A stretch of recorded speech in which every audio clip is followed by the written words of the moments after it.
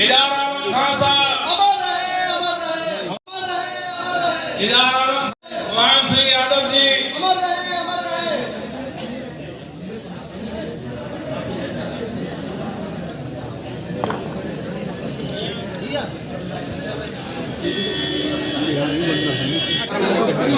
क्या क्या रहा है फर्रुखाबाद में?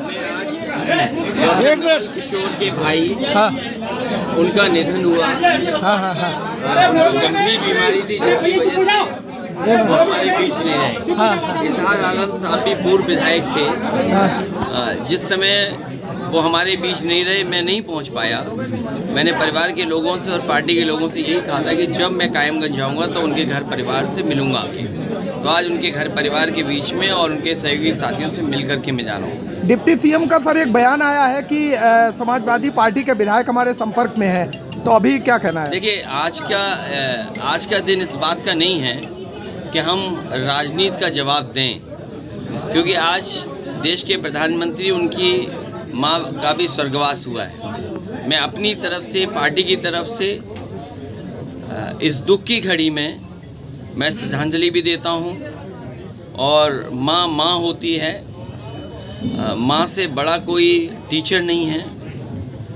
और वो लोग जिन्होंने माँ का साया खोता है वो सबका दुख बराबर है। हमारी आपकी सबकी माँ, उसी माँ की वजह से हम यहाँ पर हैं। तो ये दुख की घड़ी में हम उनके साथ हैं। ओबीसी आरक्षण को लेकर घमासान मचा हुआ, इसके लिए ओबीसी का आरक्षण हो या दलित के आरक्षण की बात हो, आज ओबीसी के आरक्षण पर प्रश्न लगाया दिया है भारतीय जनता पार्टी की सरकार में। कल दलित का भी आरक्षण पे खिलवाड़ करेंगे। और भारतीय जनता पार्टी की लगातार ये सोच रही है कि आरक्षण कैसे ख़त्म हो, ओबीसी को कैसे दबाया जाए, दलित समाज को कैसे दबाया जाए, उनके हक अधिकार कैसे छीने जाएं। वोट लेना है तो वो उनके साथ हैं, वोट मिल जाए तो उनको न सम्मान मिलेगा, न हक मिलेगा, न हिस्सेदारी मिलेगी। आज सवाल ये है कि जाति जनगणना की मांग जब पहले से चल रही है, जाति जनगणना क्यों नहीं? सुनने में आ रहा है जो ट्रिपल टेस्ट और जो कमीशन या जो आयोग बना है जिसके माध्यम से वो जानकारी हासिल करेंगे, वो हो सकता है 6 महीना 1 साल लगाए। कुछ लोग तो इस बात को ये भी कहते हैं कि कई बार कुछ प्रदेशों में इस तरह की बात आई तो 3 साल लगे थे चुनाव होने में। तो कहीं ऐसा तो नहीं कि भारतीय जनता पार्टी इन चुनावों को फेस नहीं करना चाहती थी, इसीलिए जानबूझ करके सुप्रीम कोर्ट के कई फैसले हैं, उन चीज़ों की जानकारी होने के बाद भी सरकार ने ऐसा फैसला क्यों लिया?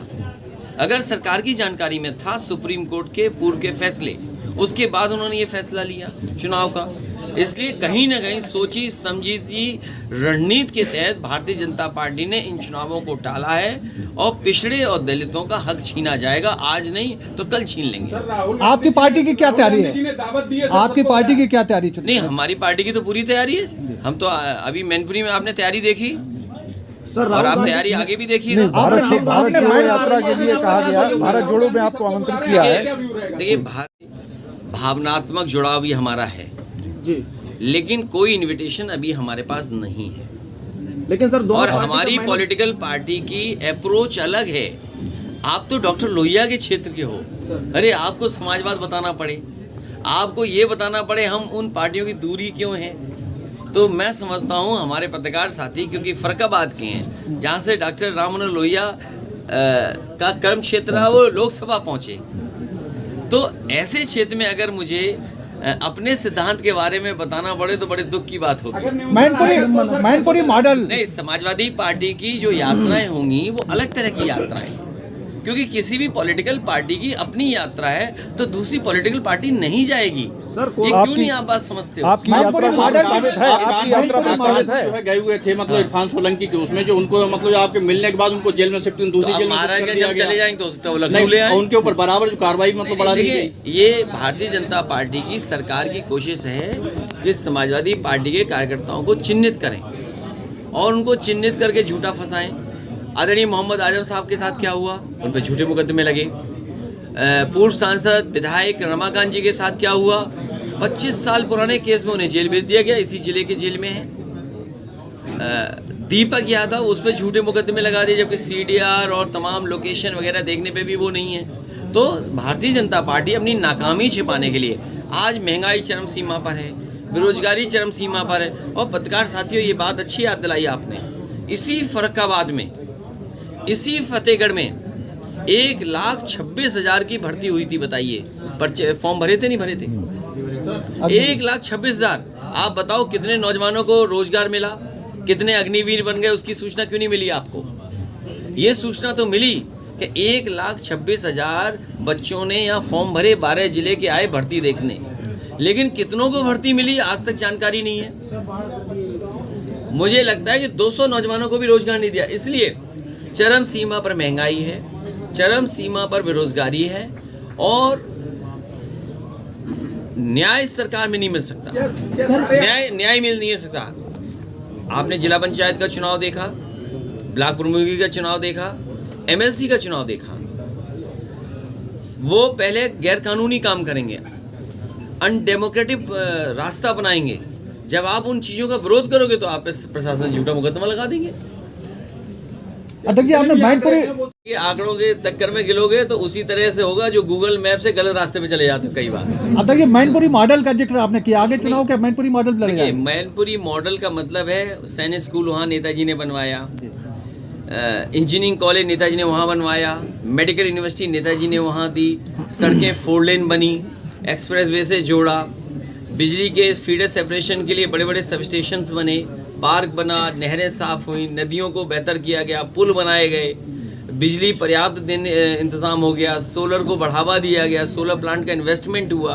तो ये जो मॉडल विकास का है वो मैनपुरी मॉडल रहा। ये आप कंफ्यूज मत हैं, गुजरात का मॉडल कुछ था ही नहीं।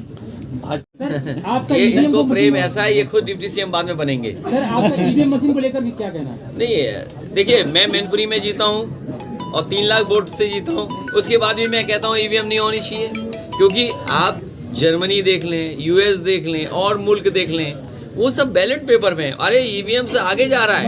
आप कहीं बैठकर, एक मिनट, कहीं बैठ कर के वोट डालने की व्यवस्था होने जा रही है कि आप अगर यूपी के हैं और कायमगंज के हैं, और अगर आप बम्बई में हैं, आप अगर दिल्ली में हैं, तो वहाँ बैठ करके आप कायमगंज की वोट डाल सकते हैं। सवाल ये नहीं है, सवाल ये है कि जब दुनिया इन चीज़ों को नहीं अपना रही है तो आप क्यों अपना रहे हैं? लोकसभा चुनाव कोई गठबंधन सर, कोई गठबंधन चुनाव 24 के लिए अभी फिलहाल कोई गठबंधन नहीं। अपनी पार्टी को हम लोग मजबूत कर, भाजपा की नीतियों के खिलाफ क्या आप प्रदर्शन वगैरह करेंगे? क्या आपने जैसे जेल भरो आंदोलन किया? भारतीय जनता पार्टी के खिलाफ जन जागरण करना जरूरी है, लोगों को समझाना जरूरी है, क्योंकि ये समय अलग है। आप प्रदर्शन करने जाएं, आपको समझाना जरूरी है। अगर आप किसी गांव में समझा के आए, पता नहीं कौन सी एक उनकी संगठन है वो व्हाट्सएप भेज देता है, तो आप कंफ्यूज हो जाते हो। इसलिए लगातार हम लोगों को समझाना पड़ेगा, जनता के बीच रहना पड़ेगा। क्या 24 से पहले आपकी कोई यात्रा? हमारी गाड़ी में बैठ जाओ और मुख्यमंत्री आवाज उतार देंगे आपको। चाचा को जिम्मेदारी कुछ नहीं देंगे तुम्हें।